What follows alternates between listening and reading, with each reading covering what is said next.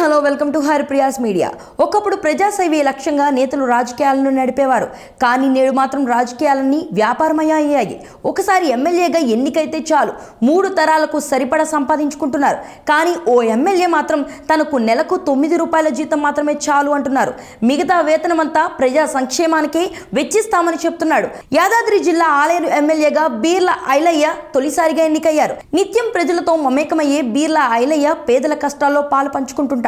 MLA Beerla Ailayya ప్రభుత్వ whip గా కొనసాగుతున్నారు. ఎమ్మెల్యేగా ప్రభుత్వ విప్ గా బీర్ల ఐలయ్య ప్రతి నెల 4 లక్షల వేతనం ప్రభుత్వం చెల్లిస్తుంది. తనకు వచ్చే వేతనంలో 9 రూపాయలు మాత్రమే తాను తీసుకుంటానని, మిగతా మొత్తం పేదల సంక్షేమానికే వెచ్చిస్తానని ఐలయ్య ప్రకటించారు. 9 తన అదృష్ట సంఖ్య అని, అందుకే జీతంలో ప్రత్యేకించి 9 రూపాయలే తీసుకుంటానని ఐలయ్య చెప్పారు. తన సొంత ఆదాయంలో పేదలకు ఆర్థిక సహాయం చేస్తుంటానని ఆయన అన్నారు. ఎమ్మెల్యేగా విప్ గా తనకు ప్రభుత్వం అందించే వేతనాన్ని ప్రతి నెల పేదలకు ఆర్థిక సాయం రూపంలో అందించనున్నట్లు చెప్పారు. విద్యార్థులకు పరీక్ష సమయం కావడంతో 7.50 లక్షలు వెచ్చించి నియోజకవర్గాల్లోని ప్రభుత్వ పాఠశాలలో 6 నుంచి 10వ తరగతి వరకు చదువుతున్న విద్యార్థులకు ఉచితంగా పరీక్ష ప్యాడ్లను పంపిణీ చేస్తానని ఎమ్మెల్యే తెలిపారు.